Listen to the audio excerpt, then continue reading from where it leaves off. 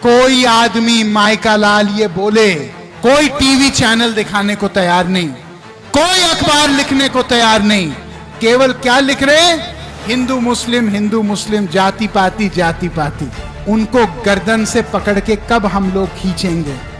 मैं इसलिए आया हूं ताकि अगर कोई मायका लाल हिंदुस्तान को अंदर से दीमक की तरह खा रहा है तो हम नाम लेके और उसका काम लेके भी बोलेंगे और डंके के चोट पे बोलेंगे।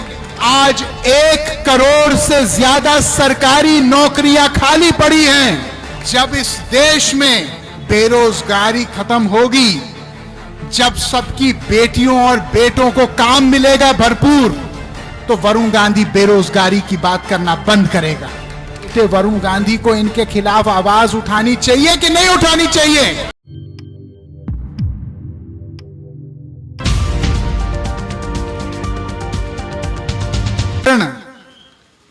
कि राक्षसी ताकत इतनी बढ़ जाती है कि आम आदमी उस ताकत से दूर हो जाता है, तो कभी भी देश का गरीब आदमी अपने जंजीरें नहीं तोड़ सकता।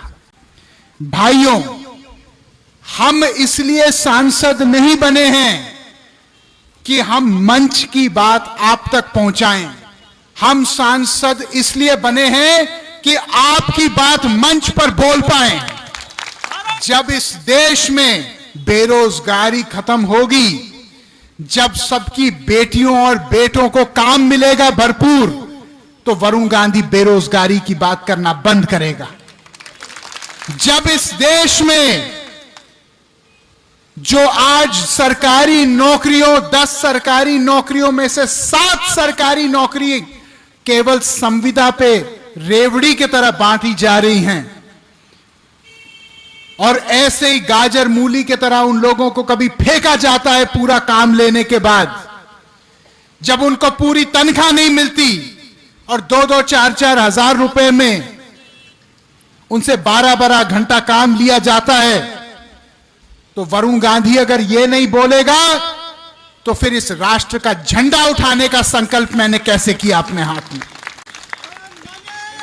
अगर हम लोग भ्रष्टाचार के खिलाफ बोलते हैं क्योंकि हम मानते हैं कि ईमानदारी और राष्ट्रभक्ति ये दोनों सगी बहनें हैं। मैं राजनीति में इसलिए नहीं आया क्योंकि राजनीति एक पेशा है, ना मैं राजनीति में कुछ बनने आया। मैं राजनीति में आया तो इस मिट्टी की खुशबू जो मुझे लगती है, इसका मान सम्मान बढ़ाने के लिए मैं आया हूं। मैं इसलिए आया हूं ताकि अगर कोई मायका लाल हिंदुस्तान को अंदर से दीमक की तरह खा रहा है, तो हम नाम लेके और उसका काम लेके भी बोलेंगे और डंके के चोट पे बोलेंगे। आज जब आप गरीबी देखते हैं, आप बेरोजगारी अपनी पाते हैं, आप अपने बढ़ते हुए इलाज के दाम को देखते हैं, आप अपने बच्चों की बढ़ती हुई स्कूल फीस को देखते हैं, आप दूध के, दही के, सब्जियों के, फलों के बढ़ते हुए कीमत को देखते हैं, तो क्या आपको नहीं लगता आपके इस बेटे वरुण गांधी को इनके खिलाफ आवाज उठानी चाहिए कि नहीं उठानी चाहिए?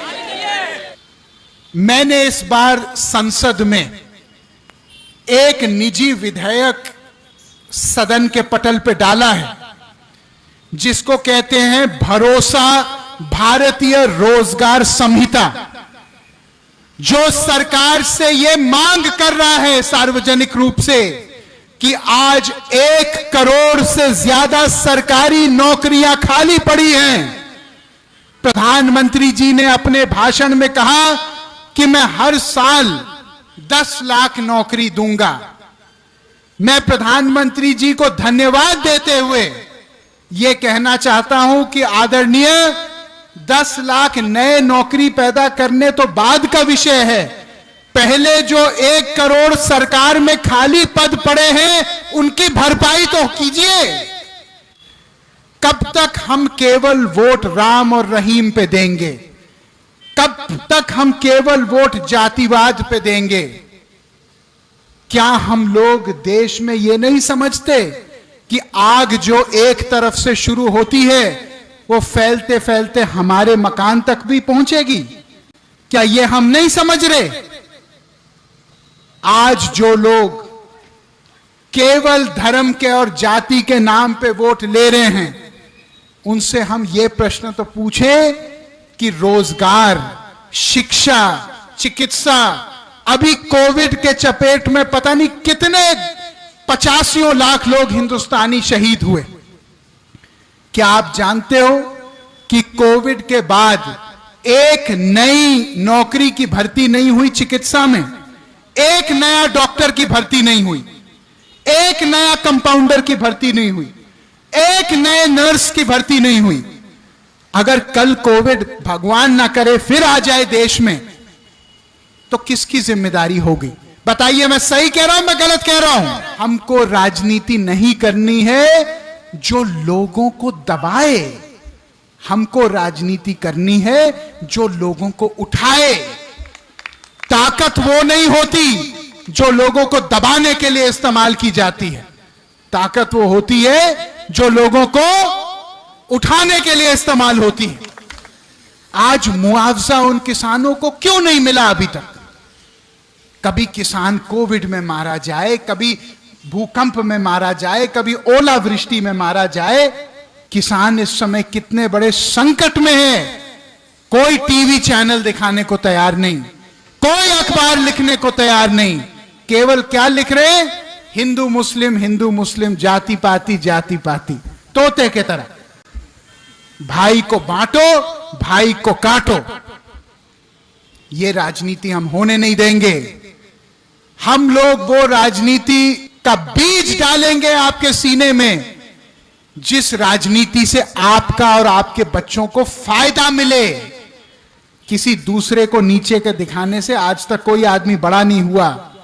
यहां कितने लोग जो कुछ छोटा मोटा धंधा करना चाह रहे थे, वो टूट गए, उनके घर पे कुड़की लग गई, क्योंकि वो अपने लोन समय पे नहीं दे पाए, क्योंकि वो आर्थिक रूप से कमजोर हो चुके थे।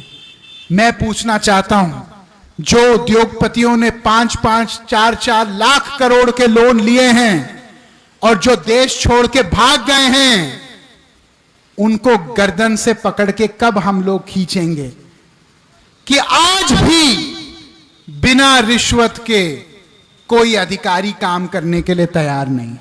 मैं जानता हूं आप क्यों शांत हो, क्योंकि आपके मन में डर है। क्या मैं सही कह रहा हूं? ज्यादा बोलेंगे कल हमारे ऊपर केस हो जाएंगे, हम ज्यादा बोलेंगे तो सप्लाई इंस्पेक्टर हमारी दुकान पे आ जाएंगे, हम ज्यादा बोलेंगे तो हमको अधिकारी बुला लेंगे अपने यहां कि भैया बहुत बड़ा नेतागर्दी कर रहे हो।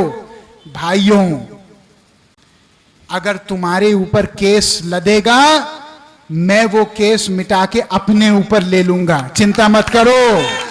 लेकिन आवाज को अपने मेरे भाई शांत मत होने दो। अगर मौन हो जाओगे तो ये भारत का लोकतंत्र मौन हो जाएगा।